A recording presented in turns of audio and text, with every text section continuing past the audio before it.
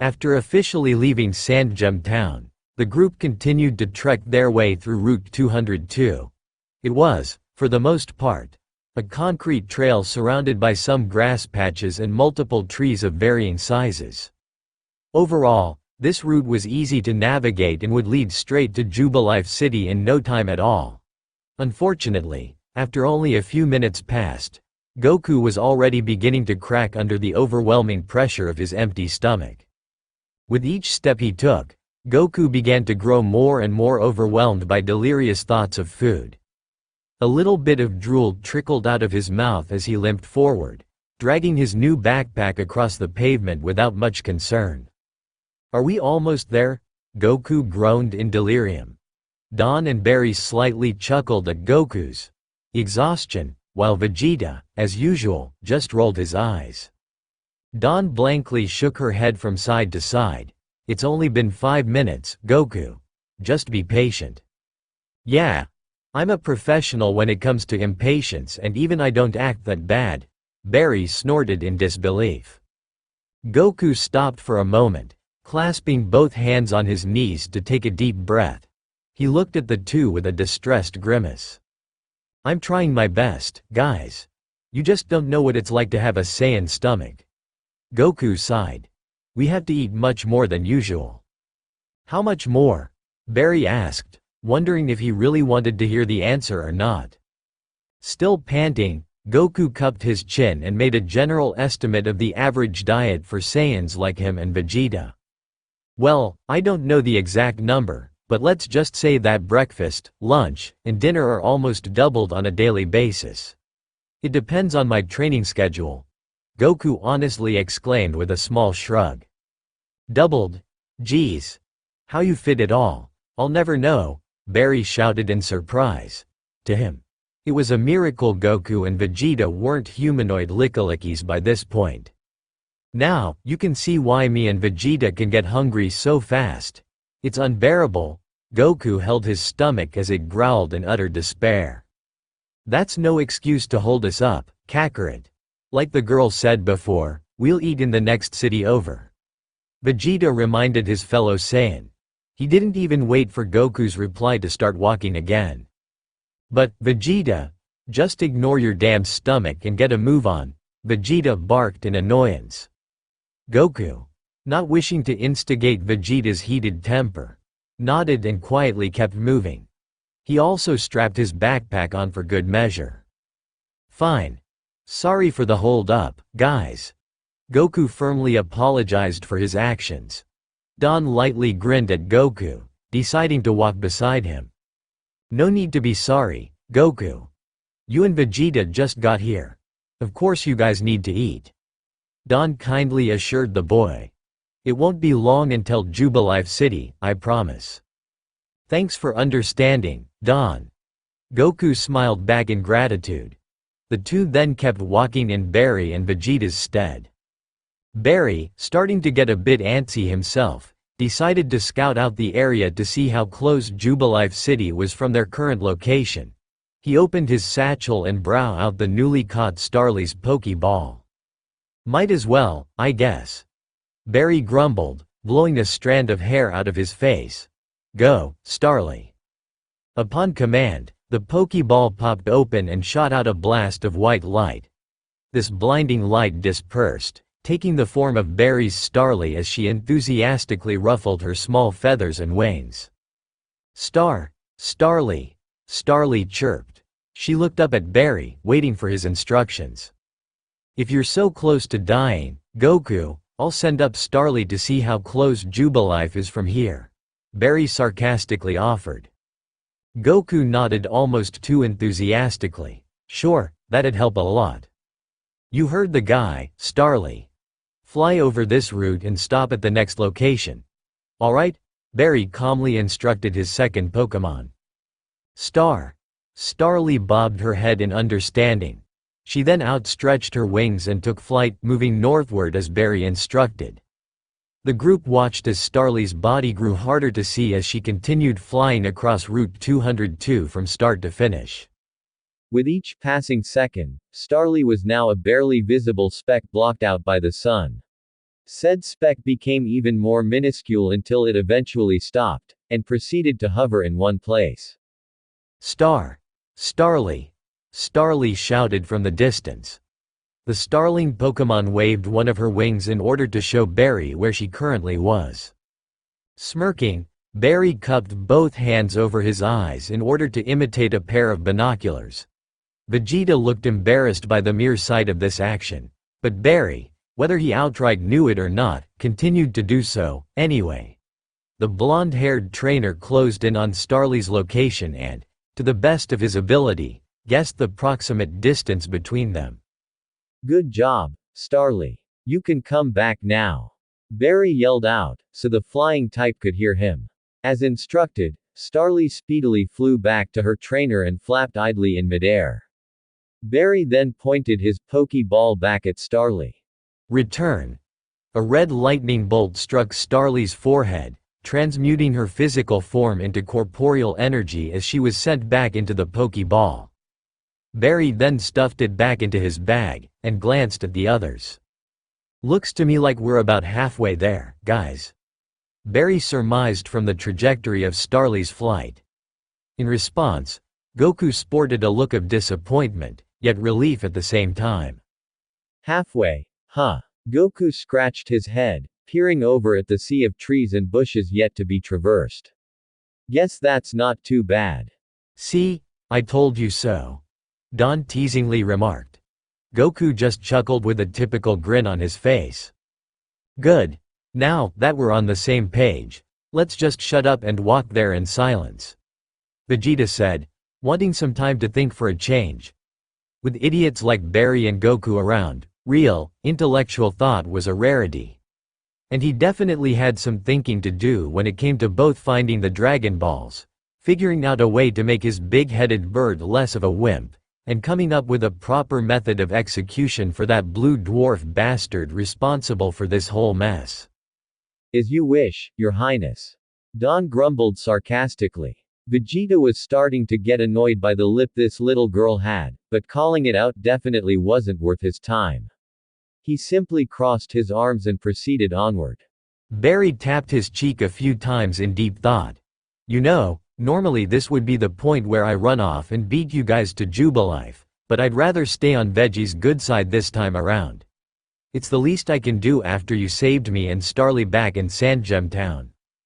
Vegeta raised an eyebrow. Part of him couldn't care less about Barry's so-called gratitude for his past rescue, but admittedly, another part of him was surprised that the buffoon was showing restraint for a change.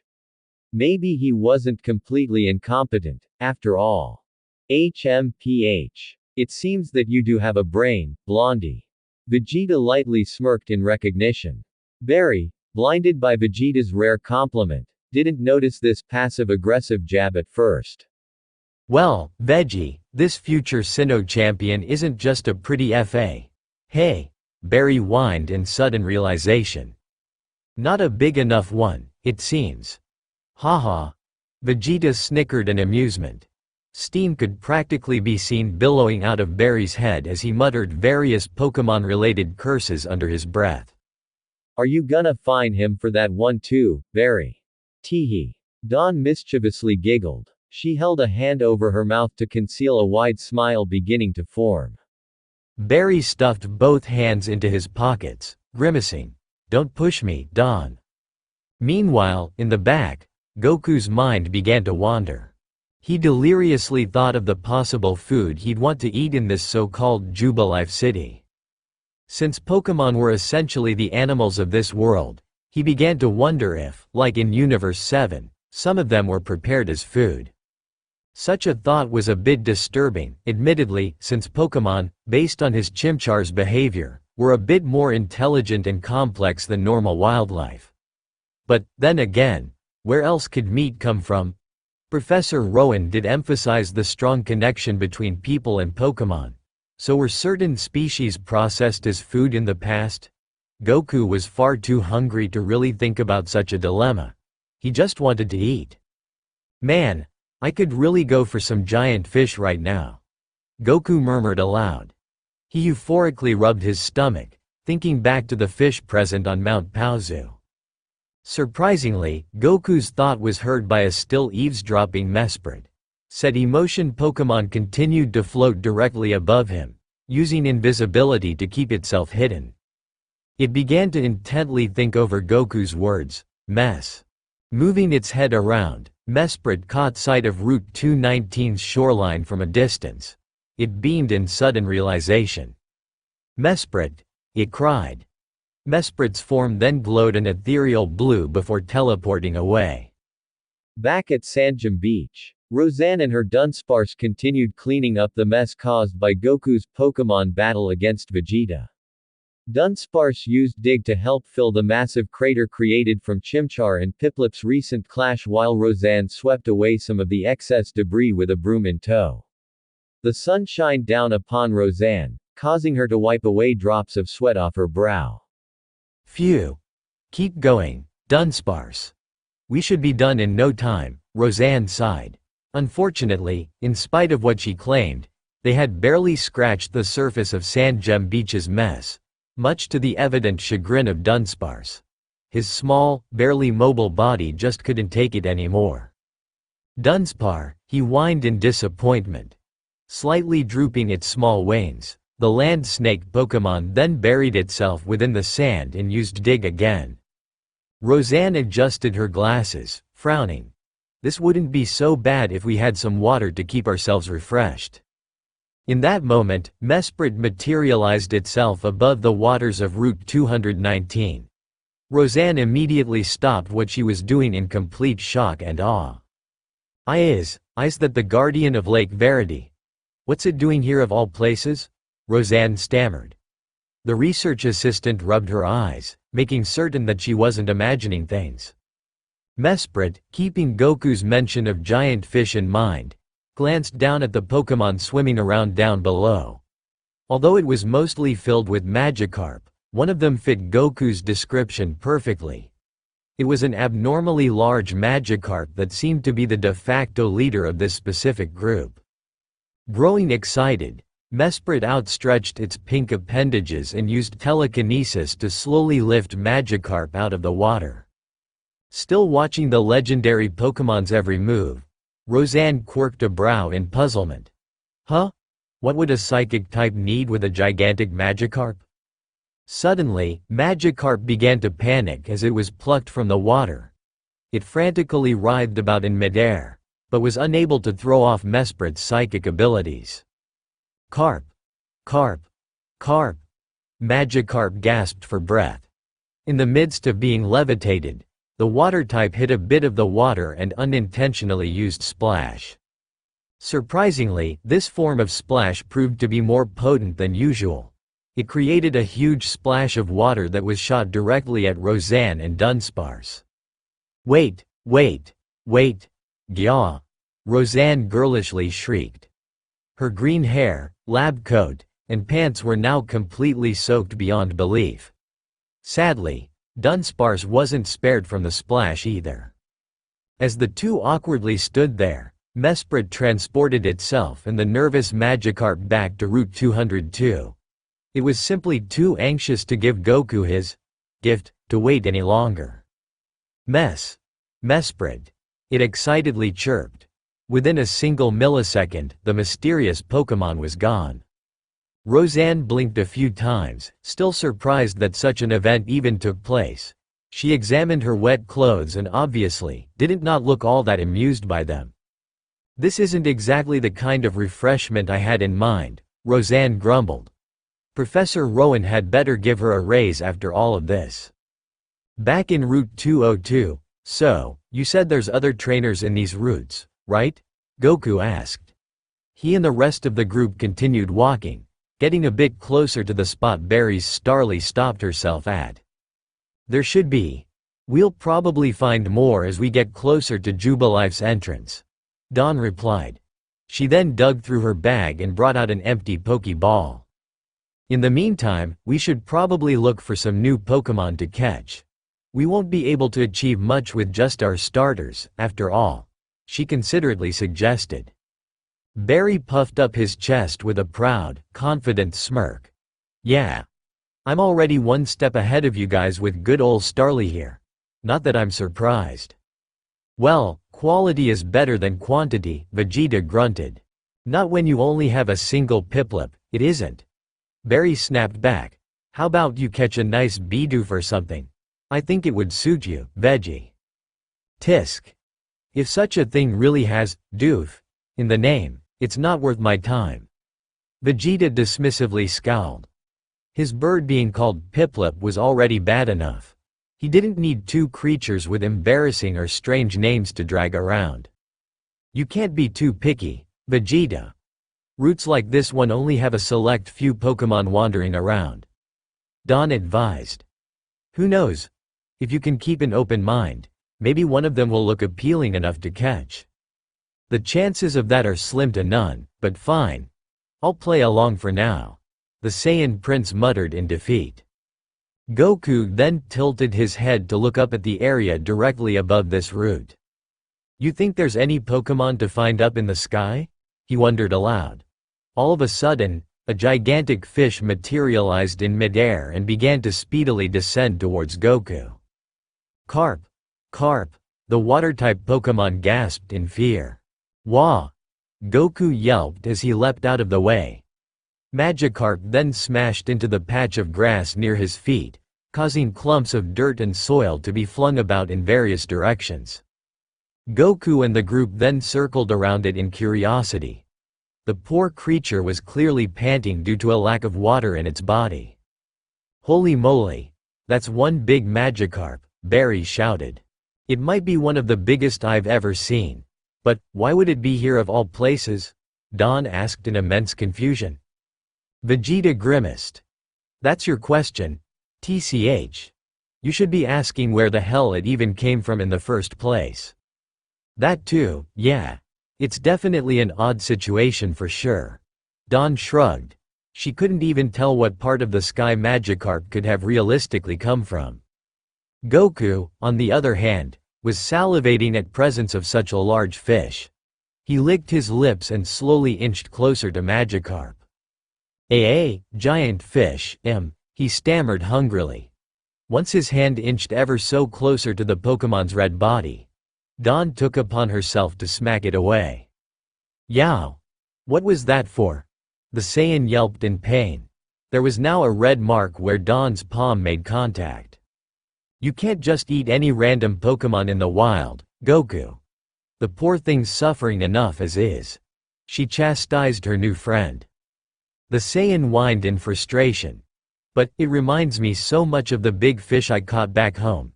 See, can't I just have a little teeny? Dawn then slapped his hand away again, but with even greater force this time. No, she repeated. How about you catch it instead? You already have a fire type, so adding a water type to your team will balance things out. Uncertain about this suggestion, Goku opened up his Pokédex to find out what was written for its entry. Scanning Pokémon 023. Magikarp, the fish Pokémon. It is a water type with possible abilities including Swift Swim and Rattled. Description: a Magikarp that lives for many years can leap a mountain using Splash. The move remains useless, though. Identified gender ratio: 50% male and 50% female.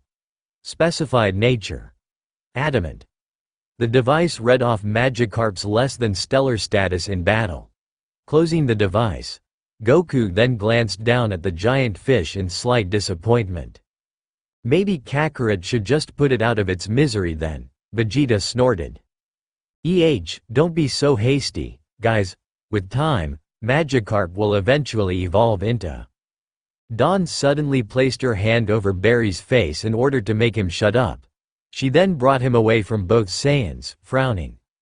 Shish. Don't spoil the surprise like that. Dawn hissed. Considering that Goku and Vegeta were new to this world, she wanted them to experience it from a relatively blind perspective. This included the more surprising evolutions like Gyarados, especially. Oh, right. My bad. Barry whispered with a knowing wink. The two trainers then broke apart, pretending that nothing happened at all. Vegeta, as per usual, just clicked his tongue in response to such an act. Goku hummed. While a new type of Pokémon would be useful, the fact Magikarp knew a single move that basically did nothing wasn't all that appealing, even if he was quite massive in size. Then again, there was always room for improvement. The comical fish would probably learn other moves at some point, so the situation wasn't all bad. He does kinda remind me of the time I spent on Mount Paozu, so why not? The martial artist ultimately decided. He then grabbed a Pokeball from his backpack and threw it at Magikarp. "Carp!" he cried as his form was materialized into the ball as red electricity. The Pokeball then wiggled 3 times on the floor before coming to a sudden halt. Smiling, Goku knelt down and grasped his new friend's Pokeball. "Looks like I got a Magikarp. Hee."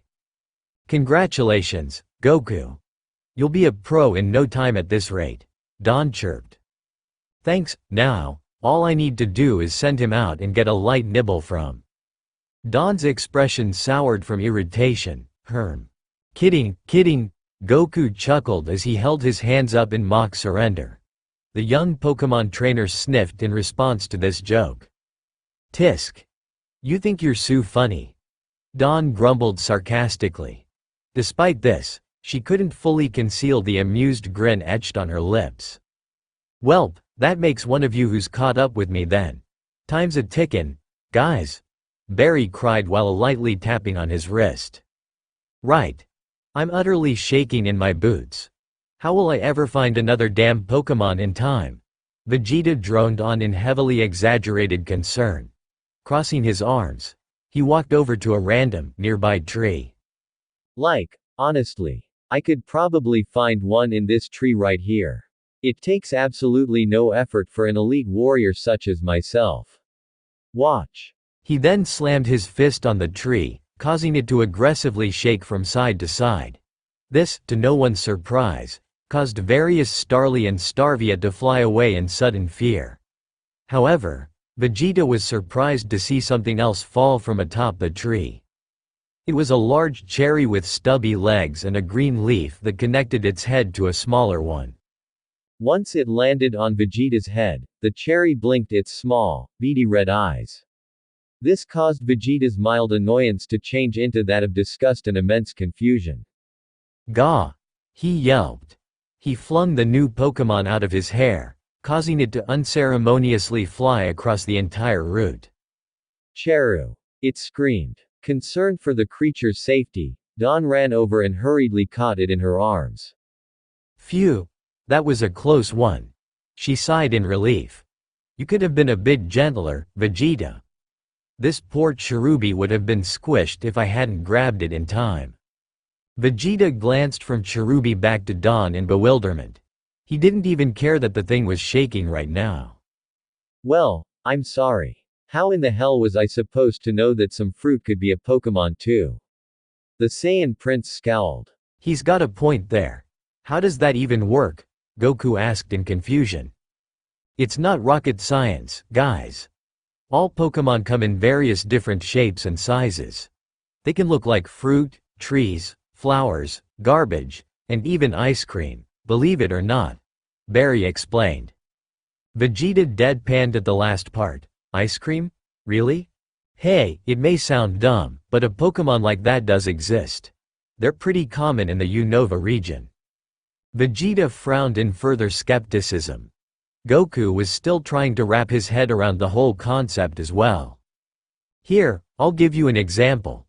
Cherubi here may look like a cherry, of course. But normal cherries are still around.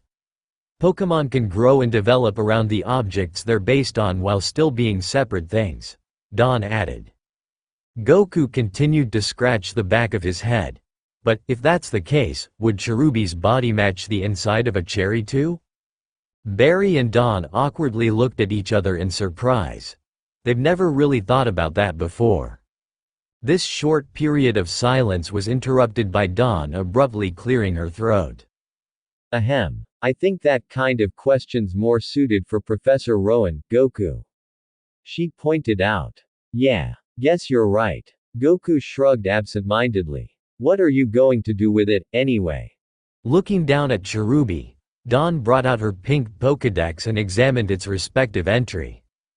Scanning Pokémon 058, Cherubi, the cherry Pokémon. It is a grass type with the ability, Chlorophyll. Description: the small ball is not only filled with nutrients. It is also tasty. Starly tried to peck it off.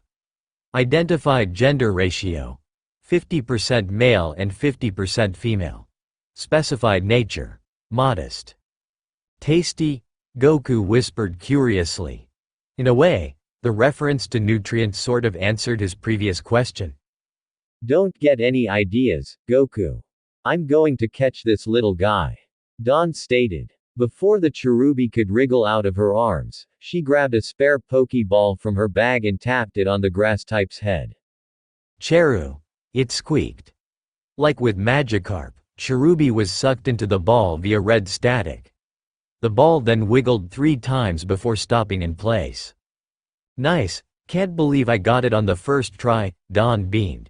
She then picked up Cherubi's Pokeball and set it alongside Piplup's. Looks like you're the last one, Vegeta. Faye. As if it really matters. I can wait to find a Pokémon worthy of my interest. Vegeta proudly grunted. I mean, there's plenty of Bidoof running around. Just saying. Barry mumbled. Although he was partly joking, Bidoof, given the proper training, could prove to be quite powerful in battle. Its affinity for HMs didn't hurt either. Oh, just shut up about the doof thing already. It's not happening, he growled back. Fine, fine. Just thought I'd keep your options open, Veggie. Like I need your help with that, moron, Vegeta spat. Sensing that Barry was starting to lose his temper, Goku smacked a hand on his forehead. Oh boy, here we go again. Whoa, I was just trying to help you out, jerk, Barry shouted angrily. And did I ask for it? No, I didn't. So, how about you save my ears the trouble and keep your big mouth shut? Let's see what Turtwig has to say about that, the blonde Pokémon trainer hissed. He clenched his fist while bringing out Turtwig's Pokeball with the other hand. Oh, please. It would only take a matter of seconds for that pathetic turtle to be beaten. Why should I even bother? That does it, you piece of absolute. Dawn then stood between the two and shouted, would you two idiots stop it? All of a sudden, Goku and everyone else saw the sun glow significantly brighter than before. It shone down the group as sparkles of sunlight twinkled all across Route 202. That's weird. Why'd the sun start shining like that? Goku wondered. No clue, but for some reason, I feel much happier than before. Barry commented with a wide smile on his face. HMPH. I don't feel any different, Vegeta grumbled. Maybe cause you don't have a soul. Barry slyly joked. The Saiyan just glared at him in annoyance. Once the sunlight faded, a small grass, poison-type Pokémon waddled into view. It was a rosebud-like creature with a yellow face and slitted black eyes. A green bib was placed under its chin while it had stubby yellow feet shaped like triangles. Badoo, Badoo, Badoo uttered. Vegeta scrunched up his face in displeasure. The hell is that? Ah, it's so cute, Dawn cooed. She brought out her Pokédex once more and scanned Badoo's form. Scanning Pokémon 025. Badoo, the Bud Pokémon. It is a grass, poison type with natural cure and poison point as its possible abilities, and leaf guard as its only hidden ability. Description: sensitive to changing temperature. The bud is said to bloom when it feels the sun's warm touch. Identified gender ratio: 50% male and 50% female. Specified nature: quiet. The Pokédex audibly announced. As the description stated, Goku noticed that Badoo's bud was fully open. One part sported a blue petal while the other was red. I guess this Badoo caused the sun to shine then, huh? Yup. It probably used a move like Sunny Day or something, Barry presumed. You'd be correct, my friend. Someone replied. He was a young man with long black hair and blue eyes. His outfit comprised of a green cloak that was held down by a red pendant, white pants, and a green, wide-brimmed hat. He also possessed a pair of black boots and, more notably, a yellow harp that was held in between both of his hands. This harp appeared to be shaped like some sort of cat-like Pokémon, but Goku couldn't exactly tell what it was. Smiling, the man got up from a nearby tree and walked closer to the group. He was significantly taller than all four of them, funnily enough. While normally it is used to strengthen fire-type attacks, Sunny Day also helps soothe hardened hearts. For when your heart is filled with light, your mood becomes happy and bright. Don't you two feel better now? The man asked as he played a soft melody on his harp. You bet. I feel like a $1,000,000 now, Barry beamed. The man then looked toward Vegeta, who was far more indifferent as always. The only mood I'm feeling is anger and irritation, and your Sunny Day crab just made that even worse. Badoo! The bud Pokémon cried in confusion. The man stopped playing his harp for a moment. Ah, that's unfortunate. You must be a fairly unhappy person then. Vegeta's expression soured. Excuse me, but fret not, the Pokémon Bard, Nando, will continue to bring you and others joy with the soothing tunes of my music. And I'll continue to travel the entire world to do so. Isn't that right, my little Badoo? Nando exclaimed as he lightly strummed the strings of his harp. Bud! Badoo! Badoo cheered. The group blankly stared at Nando's little speech in surprise. Vegeta, on the other hand, shook his head and sighed. Just great. I've managed to find an even bigger clown than both Kakarot and Blondie combined. Vegeta mentally groaned. And what are your names? Nando asked. The name's Barry. I'm gonna be Sinnoh's next champion soon. Hey, I'm Goku. It's nice to meet you, Nacho, Goku cheerfully greeted. The bard chuckled and said, it's Nando, but likewise, hee hee. Yeah, sorry. I'm still really hungry. Hey, Goku sheepishly muttered. Nando grinned at this goofy reply before addressing the aloof Vegeta. Said Warrior scoffed and turned his head away from the calm, collected Pokémon trainer. Vegeta. This brisk response disheartened Nando a bit. In all of his prior travels, he's never once encountered someone whose heart was this closed off. It honestly made Vegeta one of a kind in some weird way. Dawn, sensing Nando's disappointment, gave Vegeta the stink eye. She then looked toward Nando with a warm, considerate smile. No need to worry about him. Vegeta isn't exactly what you'd call a people person. She grumbled. My name's Dawn. I'm planning to become a successful Pokémon trainer and coordinator like my parents. Both coordinating and battling, you say? Interesting. I'm dabbling in those two as well, Nando revealed. Dawn gasped in delight. Really? That's great. It's good to know that I'm not the only one doing that. I dunno. Wouldn't training for gym battles and those contest things be a bit time-consuming? There's only so much you can do in one day. Goku wondered, given his own experiences with training as a martial artist. You'd be right, Goku. That's why I'm trying to decide which direction I should take with my journey. It's either one or the other, or both, Nando said. Well, if I were you, I wouldn't waste my time with some girly old contests, but... Before he could finish talking, Dawn suddenly grabbed the end of Barry's ear and pinched it. This seemed to hurt way more than expected. Shut it, Barry, Dawn growled as one of her eyebrows began to twitch. At the same time, Goku lightly rubbed his chin and thought. Well, if you do want to make a decision about that, then how about we have a battle? That way, you can test to see if your skills as a trainer are up to snuff, he recommended. If that pleases you, I don't see why not. Nando complied with Goku's request. Dawn bit her lip. Oh, but Goku, don't you think I should battle him instead? We're going through similar experiences, after all. Goku crossed both arms behind his head in uncertainty. Guess you got a point there. Though, I did kinda want to test out my new Magikarp.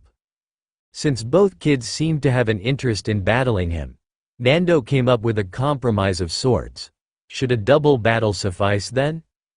A double what now? Goku blankly asked. It's basically a special type of battle where teams of 2 Pokémon fight each other all at once. Experience is shared between both Pokémon by the end of it. Barry briefly described. Goku nodded along with a more enthusiastic grin. Whoa!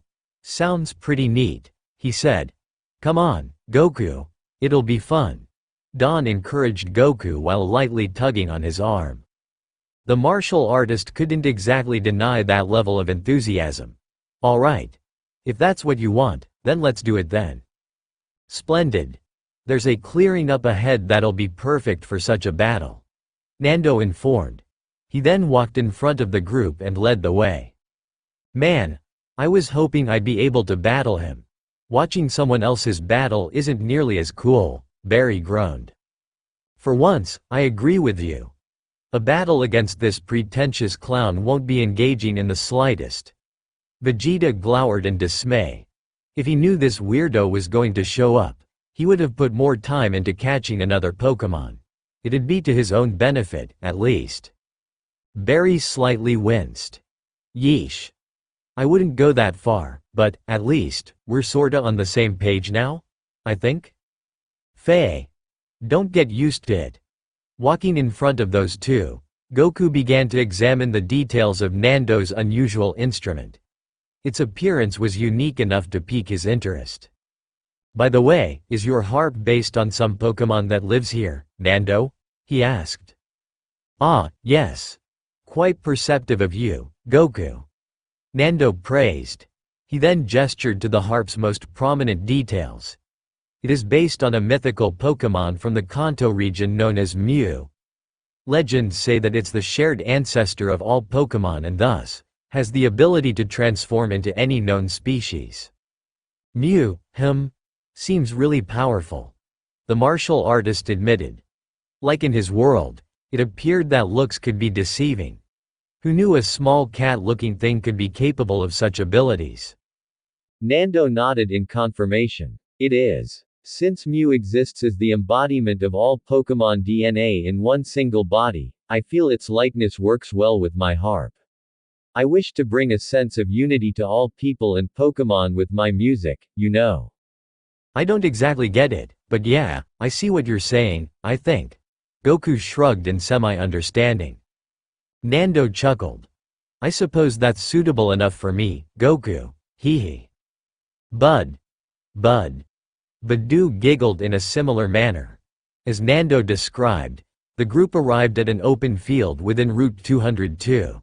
He and Badoo positioned themselves on one side, preparing for battle. We may start the battle whenever you're ready, Nando said calmly, but, first. The Pokémon Bard pulled out another Pokeball and threw it. It popped open to reveal a small bug-type Pokémon with stubby black hands and feet. Alongside having a pair of black, curled-up antennae, it also had beady white eyes, and a red head that matched its body and circular nose. The Pokémon also had a yellow collar that coiled around its head and neck. Kricketot. It warbled. Meet Kricketot. He'll be helping Badoo battle your Pokémon. Nando introduced another member of his team. You sure have some cute Pokémon, Nando. Dawn giggled. She brought out her Pokédex once more and read through Kricketot's entry. Scanning Pokémon 015. Kricketot, the cricket Pokémon. It is a bug-type Pokémon with shed skin as its ability and run away as its hidden ability. Description. Its legs are short. Whenever it stumbles, its stiff antennae clack with a xylophone-like sound. Identified gender ratio. 50% male and 50% female. Specified nature. Relaxed. Looks like Kricketot specializes in sound-based moves, Dawn noted under her breath. You ready for this, Goku? Yup. Let's do this already. Goku happily bobbed his head. K. Let's make a gorgeous entrance for your second battle, Piplup. Dawn brought out Piplup's Pokeball and gracefully tossed it. Spotlight. Piplup emerged from the ball with both flippers on her hips. Piplup pip. Guess I'll do the same then. Go, Magikarp! Goku cried out. His Pokeball unveiled the giant Magikarp as he helplessly flailed about on the grass. I see. It appears that both of you are deciding to go with two water types for this battle. That's an interesting. Suddenly, to Goku's surprise, Magikarp powerfully bounced into the air and began to steadily crash down toward Nando's Pokémon. The bard's eyes uncharacteristically popped out of their sockets in shock. Why in the world is that Magikarp so huge? The gasping fish then made contact with the ground, creating a massive shockwave that sent Badoo and Kricketot flying across the entire field. D-do, T-tot. Both Pokémon painfully smacked into the ground, causing about half of their HP to drop down in an instant. Nevertheless, they managed to stand up and keep battling. Wow! I never thought I'd see the day where a Magikarp would actually be useful. Barry whispered from the sidelines. He didn't even want to think of what kind of monster this Magikarp could be as a Gyarados. Goku sure had some pretty good luck on his side. Flabbergasted by this moment, Nando coughed a few times to regain his composure. Be very impressive. The power of your Magikarp's splash attack seemed to be strengthened by its size. Is that what happened? I didn't even tell him to do anything there. Weird, Goku replied in puzzlement. But, good job, Magikarp. That's one way to start a battle. Carp! Carp! The water type cried happily. That was good, Goku, but now, it's Piplup's time to shine, Dawn confidently proclaimed. She looked directly at Nando's Badoo as it stared into space. Since Badoo's a grass type, I want you to use Peck, she ordered. With that, Piplup's beak glowed white and slightly grew in size. Pip pip. Plup. The penguin Pokémon charged at Badoo with a fierce, determined glare. Nando, however, didn't seem concerned by this at all. Dodge that, please, he instructed. Right as Piplup was about to hit Badoo, it leapt into the air and performed a forward somersault. Oh no! Why is it so fast? Dawn grimaced. Now, use Bullet Seed on Goku's Magikarp. Nando stated. Still in mid-air, Badoo spun its body around and locked eyes with the defenseless Magikarp. Bud. Do. Multiple seeds sprung out of Badoo's mouth and sailed toward said water type at exceptionally fast speeds. Shoot! He's too big to move out of the way in time. Goku glowered. Sadly, all he could do was watch as Magikarp took the bullet seed at full force. K-Carp! The fish gasped in pain. Just hang in there, Magikarp. You can do this. Goku tried his best to soothe the water type's panicked state. Sharing direct eye contact with his trainer, Magikarp tried to calm himself down for the time being. Nando tipped his hat down, smirking. As for you, Kricketot, please use Struggle Bug on both Piplup and Magikarp. Both of them? That's not fair, Goku shouted. Kricketot. The cricket Pokémon unleashed a series of small green projectiles that encircled its two opponents. Upon being gathered together, the projectiles rapidly struck Magikarp and Piplup's respective bodies from various angles. Magi, Carp, Piplup. Dawn frowned in concern. Try to dodge it, Piplup. The water-type starter begrudgingly nodded as she leapt about the area to evade most of Kricketot's struggle bug. Pip, she tweeted. By the end of this little evasive maneuver, Piplup was in a much better state than Magikarp overall. It was a miracle that Magikarp could even remain conscious, in fact. Phew. Real nice work there, Piplup. Dawn sighed in relief. Feeling sorry for all the damage Magikarp had to endure, she suddenly thought over a new strategy. Alright, Goku. I'll be using my next attack to knock out Kricketot. Try to get at least one more hit in on Badoo with Magikarp. Dawn quietly whispered over to Goku. I have a feeling it has a special trick up its sleeve. Although Dawn was mostly referring to Badoo's Sunny Day move, Goku was too focused on the figure of speech she said to really notice. Wait, but Badoo doesn't even have a sleeve? Goku obliviously asked. Dawn huffed. Never mind that. Just do what I told you. She furrowed her eyebrows and glanced over at Piplup. Use peck on Kricketot. Piplup. Yellow beak glowing once more. Piplup dived directly towards Kricketot. However, this time, Nando's Pokémon wasn't quick enough to avoid it. Tot. The bug type screamed as Piplup's beak pierced straight into its stomach. Due to peck being super effective, Kricketot was flung into the ground and fell unconscious. Tot. It groaned with black swirls in its eyes. Nando just closed his eyes in dismay. Yes, that's one down. Dawn pumped her fist in glee. Nice one.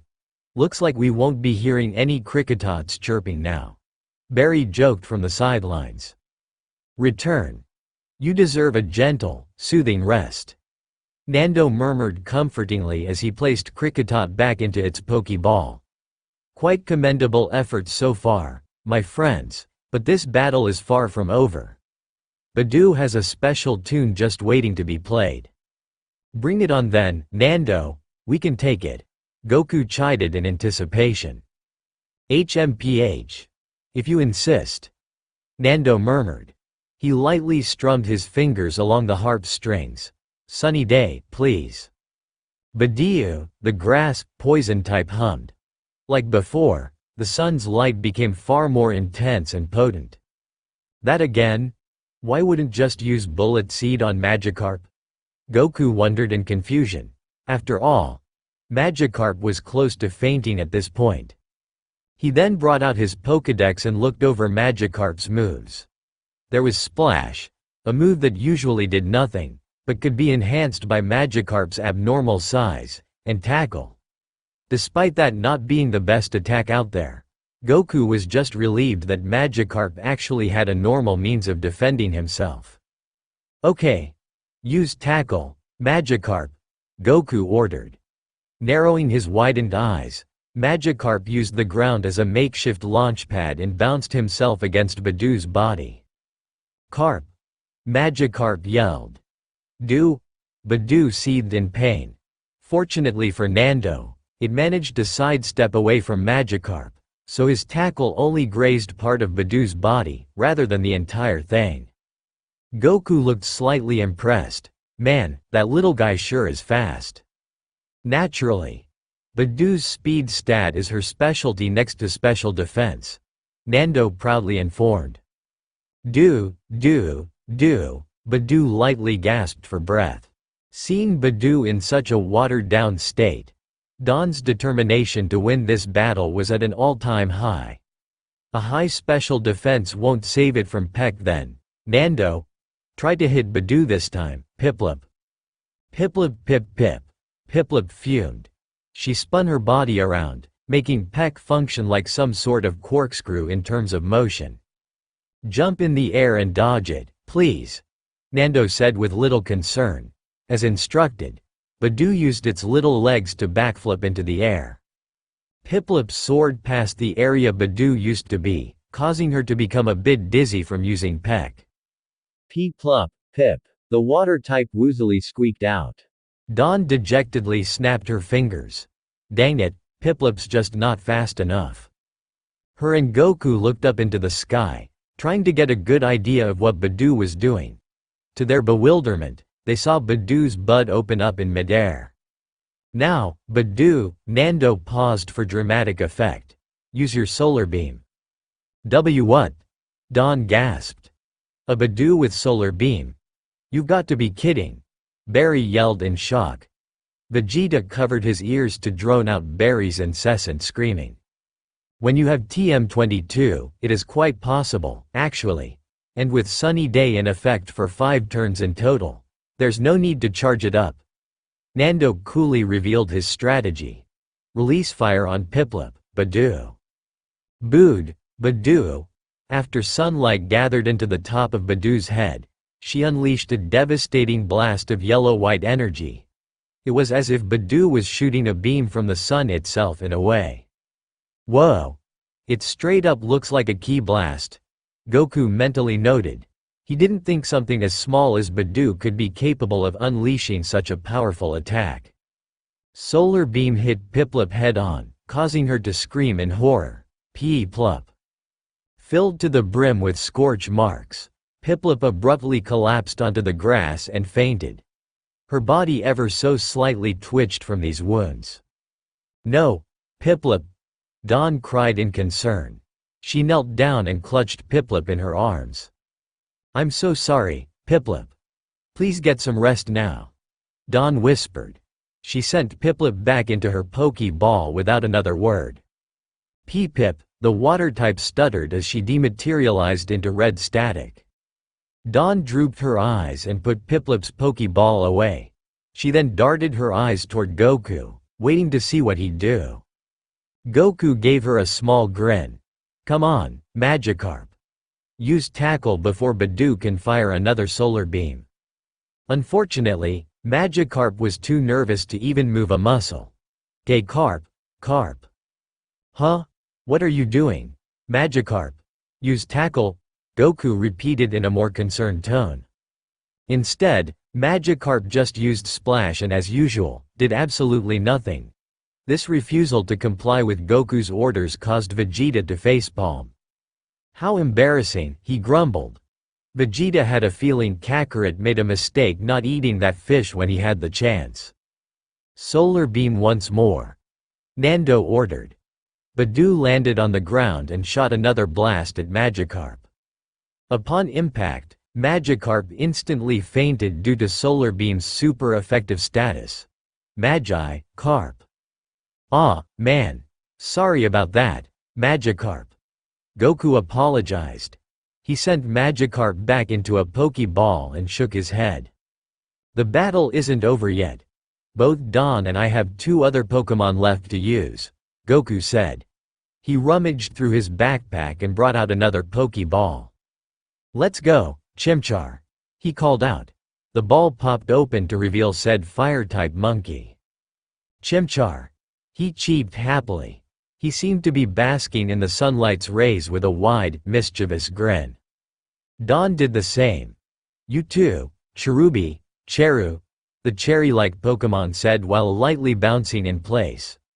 Surprisingly, in spite of her small stature, she was still bigger than Bidoof by comparison. "A fire and grass type, That's certainly a change of pace," Nando mused. Remembering what Nando said about Sunny Day's effects, Goku examined Chimchar. He noticed that his fiery tail was much more lively than it was during the battle against Vegeta. The Saiyan smirked. "It's time to finish this. Chimchar, move closer to Bidoof and use Ember." Chimchar nodded. At higher than average speeds, Chimchar sprinted to his intended target. "So fast," Nando grimaced. It appeared that Chimchar's speed stat was arguably even higher than Bidoof's. "Prepare to counterattack with another solar beam, Bidoof," Nando advised with caution. Narrowing her eyes, Bidoof gathered sunlight into her bud once again. "Diu!" she cried. All of a sudden, Bidoof's form was engulfed by a white, ethereal glow. Everyone, including Vegeta, were stunned by this event. "What's this?" Nando inquired. "Bidoof's evolving in the middle of a battle. That's incredible," Dawn stammered in disbelief. She didn't think such an occurrence was even possible. The light surrounding Bidoof grew in size until a new Pokémon was revealed. It was a small, light green creature that seemed much more humanoid than Bidoof. Along with having 3 thorns on tops of its head, this Pokémon had black eyes with long eyelashes and roses on each of its arms. The right arm's rose was red while the left arm's rose was blue, much like the appearance of Bidoof's bud when it bloomed. While bigger than Bidoof, its evolved form was still comparatively smaller than Cherubi for some reason. Roselia rose. Roselia announced her name. She batted her eyelashes and performed a small curtsy of sorts. Vegeta quirked a brow and brought out his Pokédex. He had no clue how a small, pathetic-looking shrub became, whatever that thing was. Scanning Pokémon 026. Roselia, the thorn Pokémon. It is a grass poison type Pokémon and the evolved form of Budew. Possible abilities include Natural Cure and Poison Point with Leaf Guard as its only hidden ability. Description: the more healthy the Roselia, the more pleasant its flower's aroma. Its scent deeply relaxes people. Identified gender ratio: 50% male and 50% female. Specified nature: quiet. TCH. Doesn't seem all that impressive, Vegeta grunted. I really need to get me one of those, Barry muttered to himself. Overhearing this, Vegeta figured the moron's clear interest in this Roselia already proved his observation to be true. Barry seemed to be the type of person who'd be impressed by everything, especially if it had to do with Pokémon. An interesting development to say the least, but a welcome one, Nando said while stroking his chin. Solar Beam, if you'd be so kind, Roselia. Rose. Roselia. Roselia pressed her roses together and unleashed a massive solar beam that was clearly more powerful than the others. This already showed how beneficial evolution was in terms of improving one's strength. Now's your chance, Ember, Chimchar, Goku commanded. Nodding, Chimchar ran on all fours and managed flip over Roselia's solar beam as it touched the ground. Plumes of black smoke billowed behind him as Chimchar leapt into the air and used his only fire-type move. Chimchar. Chimchar opened his mouth and shot out multiple pellets of fire. These orange, infernal pellets relentlessly smacked into Roselia's head, face, and body. Ah! Roselia screamed in response to Ember's burning sensation. She woozily stepped back and collapsed in on herself. Our Rose, Celia, the thorn Pokémon weakly cried. She then fainted, much to Nando's displeasure. Well, that's the end, Roselia. It seems that we lost, the bard sighed. Yeah, we did it, amazing as always, buddy, Goku cheered, giving his starter a well-deserved thumbs up. Chimchar. Chimchar repeated the same gesture and sniggered. Goku then returned him to his Pokeball with the utmost satisfaction. Don knelt down next to Cherubi, smiling. Sorry you didn't get to do much, Cherubi. I promise you'll get a chance to battle soon. BB. Cherubi nodded. After that, she was sent back to her Pokeball as well. Nando picked up the fallen Roselia and warmly grinned. A brilliant effort. Please take some time to rest. Thanks for battling us, Nando, your Pokémon were pretty strong, Goku exclaimed. I'll say.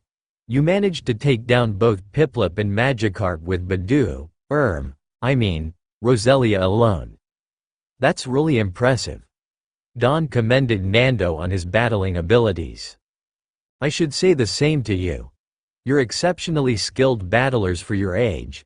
I would have never guessed that you'd just be starting out on your journeys, Nando kindly admitted. Yep. This is only my second battle so far, Goku replied. Dawn sheepishly played with the strands of her hair. Mine too.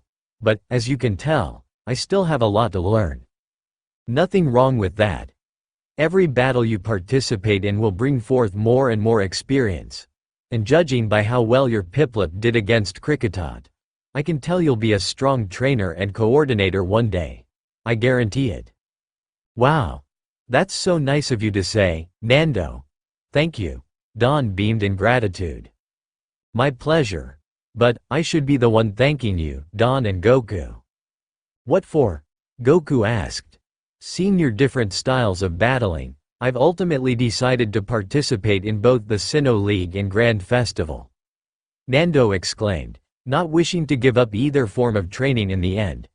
So, as both a Pokémon coordinator and Pokémon trainer, I'm looking forward to seeing how our paths cross in the future. That's great, we'll have to battle again sometime, Goku replied in excitement. I wouldn't mind that at all. Nando nodded in agreement.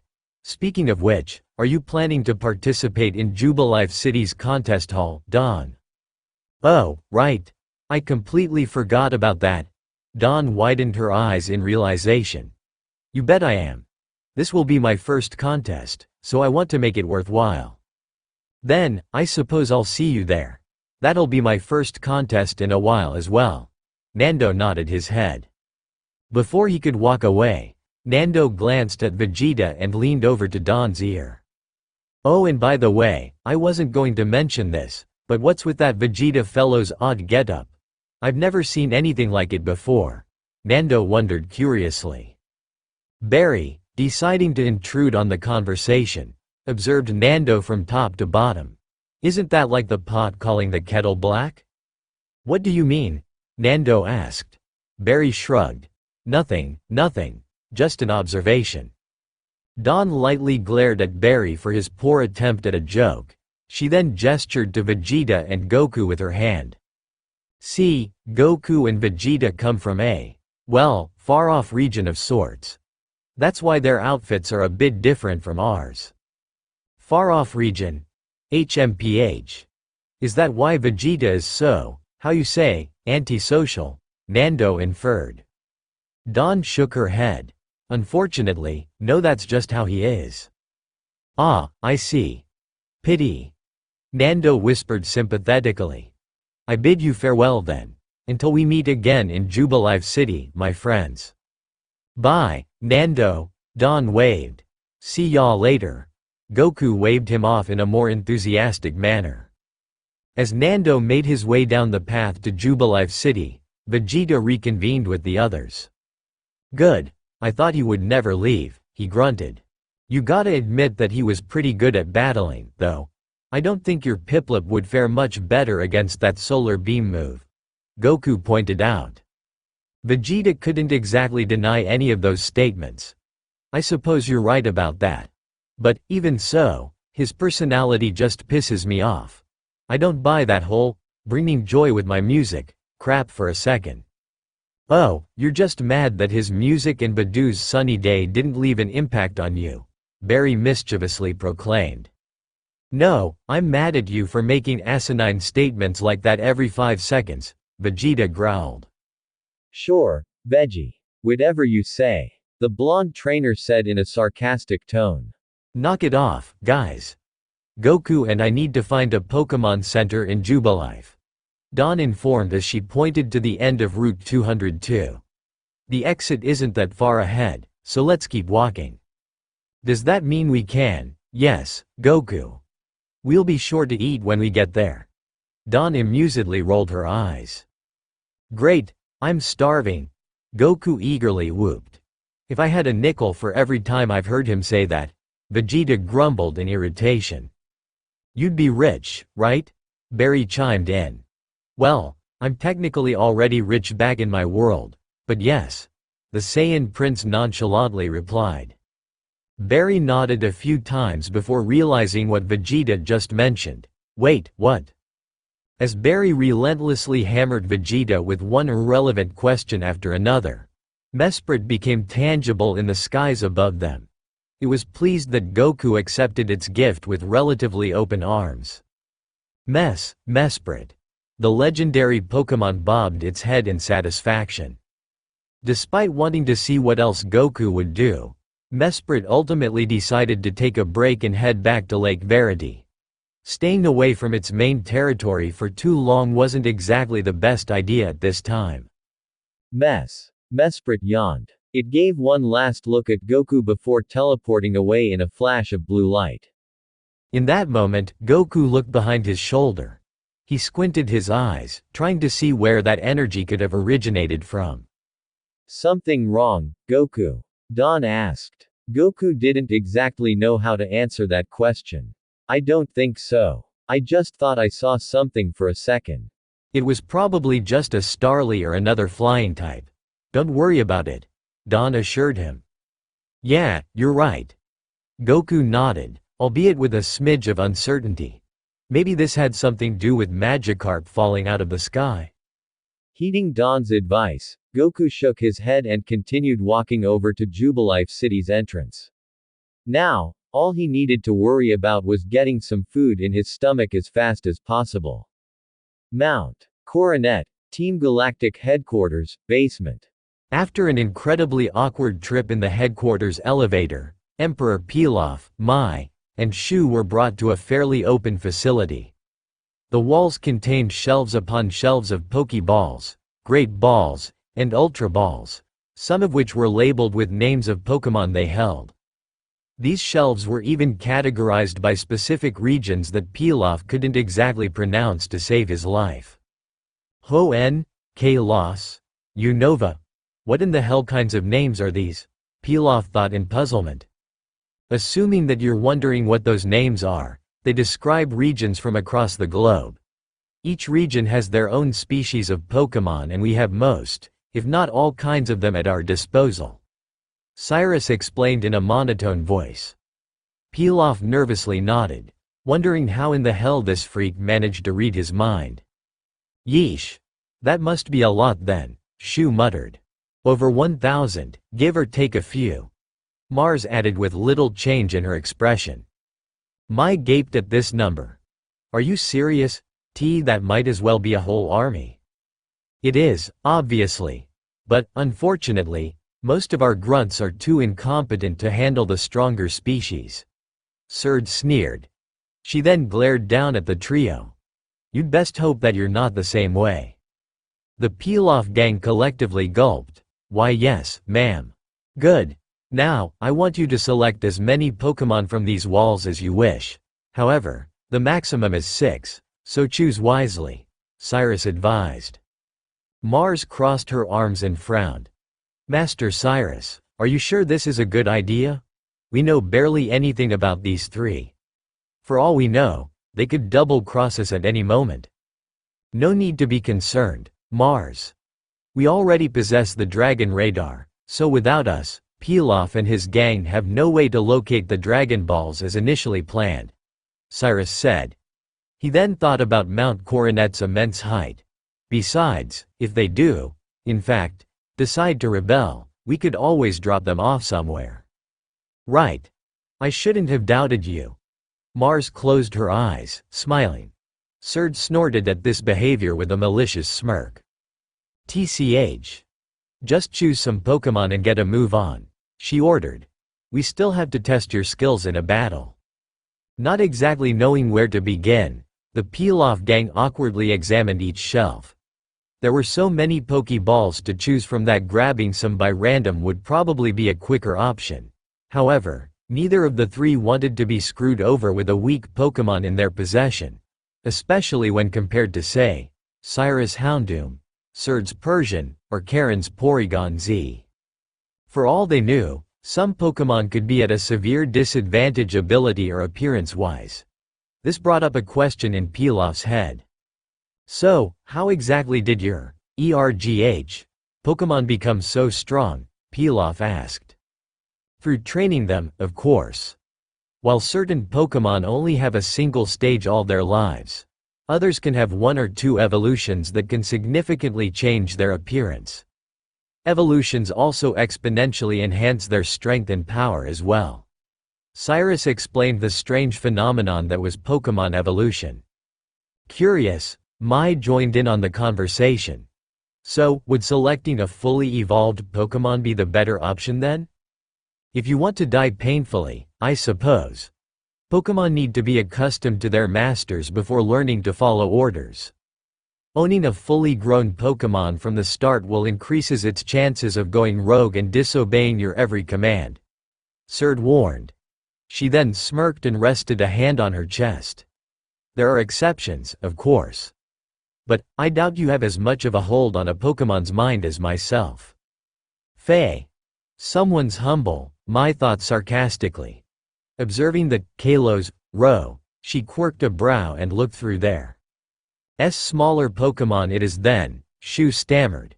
He glanced over at the Hoenn category before spotting multiple Pokeballs labeled Pokémon number 261, Puccina. Considering his experience with the dog police back home, Shu figured commanding a team of 6 dog-like creatures wouldn't be too difficult for him. He quickly grabbed 6 Puccina and stood to the side. Mai, on the other hand, selected about 2 Pokeballs and 1 Great Ball. They contained Pokémon number 677, Esper, Pokémon number 692, Clauncher, and Pokémon number 441, Chatot. Although she stopped at 3, Mai thought they had enough variety in terms of appearance and typing. It was better than grabbing 6 of the same thing like Shu did. Last, but not least, Emperor Pilaf tapped his chin indecisively. He always hated being the last person to select stuff and thus, broke out into a cold, unwavering sweat. We don't have all day, Pilaf. Make a decision, Surd sourly spat.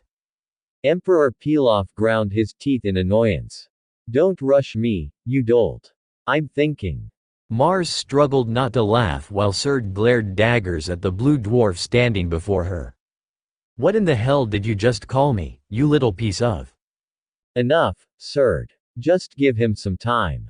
Cyrus interrupted her small rant. Surd haughtily upturned her chin in outrage, but didn't dare say anything else. Alright. I think I picked a group worthy of my greatness, Pilaf grinned in satisfaction. In the end, he chose Pokémon number 769, Sandygast, from Alola, Pokémon number 351, Castform, from Hoenn, Pokémon number 46, Paris, and 2 selections of Pokémon number 100, Voltorb. They were all contained in Pokeball with the exception of Castform, whom had a great ball. With that, Mai had 3 Pokémon, Pilaf had 5 Pokémon, and Shu had a full team of 6. This already put them at a slight advantage over Vegeta and Goku in terms of number. Power, however, was something that still needed to be determined. Yeah. Greatness. Mars lightly gagged. Well, now that you've got your selections out of the way, it's time to see how they'll in an actual battle. Cyrus stated authoritatively. Turn the lights on, Surd. On it. She replied. She walked over to a switch on the nearby wall and twisted it. Once the lights were activated, a rectangular stadium was revealed to be located below this platform. It was metallic gray in color and contained the Team Galactic logo inside of a white, outlined Pokeball. Shu scratched one of his ears. Huh, how did we not see that before? It doesn't matter. All you need to do is go down the stairs and bring your new Pokémon. Cyrus said. He then gestured to the stadium with his hand. In the arena, you'll be battling Mars, Mai will be battling Surd, and Pilaf will be battling myself. Is that exact order understood? Why yes. I believe so. Pilaf begrudgingly nodded his head. Let us begin then. Team Galactic's leader ever so slightly smirked. You'll be going first, Mars. Don't disappoint me. I wouldn't dream of it. The redhead airily proclaimed. Her mood then took a swift 180 when addressing Shu. Come along, Mutt. This should be quick. Mutt. Shu repeated in offense. They walked down the stairs and stood at each of the stadium's respective sides. While Mars stood in calm, collected silence, Shu clasped his hands together nervously. I hope I made the right choice with these Puccina things. Meanwhile, Cyrus and Surd remained atop the upper platform. They sat down in front of a computer interface that seemed to control a screen installed somewhere above the arena. This high-definition screen displayed Mars and Shu's names, along with the amount of Pokémon they owned. Mars had about 4 in total, but 2 others were either blank or purposely kept concealed. Mai noticed this. So, does Mars have 2 other Pokémon or something? Yes, but they're currently in storage at the moment. Those last 2 are exceptionally powerful, so she only uses them for emergencies. Cyrus coldly replied. I see. Mai nodded. Cyrus then pressed a button that projected his voice across the room. The point of this exercise is to survive more than anything else. I don't expect you to beat Mars, Shu, but try to use any of your Puccina's moves as effectively as possible. What moves? Shu obliviously wondered. Mars sighed and pinched the bridge of her nose. There should be a list of attacks located inside the Pokeballs. Just send out one of the Puccina and you'll see what they are. Cyrus explained from afar. Shu shakily brought a Pokeball in front of his face. Oh okay, got it. Prepare yourself, dog. No one will go easy on you in a battle like this, especially me. Mars spat in a brutally honest tone. She then grabbed an Ultra Ball from her uniform's pocket and prepared to throw it. Cyrus clasped his hands together and set them in front of his mouth. Begin. Go, Purugly, Mars cried. Her Ultra Ball was thrown to reveal an overweight, 3 feet 03, tall cat with gray-white fur. It had piercing yellow eyes and large ears that were both tipped purple at the end. Its whiskers had a zigzag pattern while its tail was springy and forked at the tip. Based on Purugly's facial expression, it was not a Pokémon to be messed up with. Purugly roared. Well, that name does fit, Shu commented jokingly. Purugly, hearing this joke, narrowed her eyes and revealed a pair of sharp, knife-like claws. I suggest you don't repeat that. My little Purugly's very sensitive about her weight. Mars cooed as she lovingly stroked Purugly's side. Moreau, the tiger cat Pokémon purred happily. Well, as you can obviously tell, I'm not much of a cat person, lady. Shu snapped. He then took a deep breath and tossed his own Pokeball. Help me out here, Poochyena, Shu called. From the Pokeball, this Poochyena was a small, 1'08" canine with red eyes and yellow pupils. It had gray, spiky fur, black paws, stomach, face, and a red nose. Its teeth were sharp enough to stick out at the side of its jaws as well. Poochyena. Poochyena growled aggressively. Although it acted ferocious, Poochyena was significantly smaller than Purugly by a large margin. Ah, crud. I did not think this through, did I? Shu blurted out in dismay.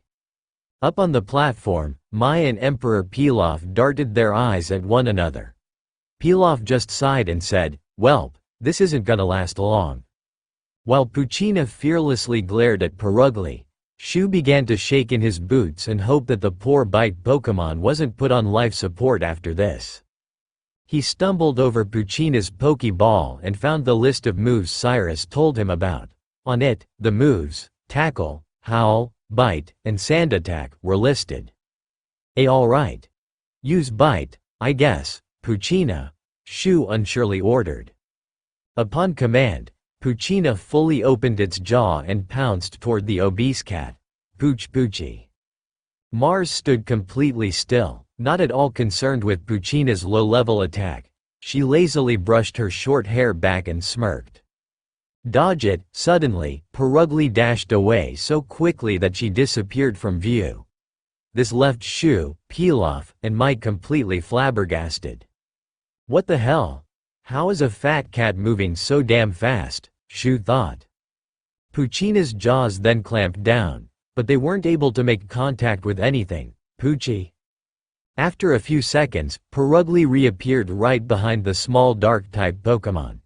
It turned around with a more nervous expression on its face. Purug, the normal-type lowly growled. Mars deviously narrowed her eyes and pointed at the now defenseless Poochyena.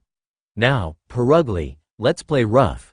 In that moment, Shu, to his horror, realized that Team Galactic's members weren't like any other typical Pokémon trainer in this world. They were absolute monsters.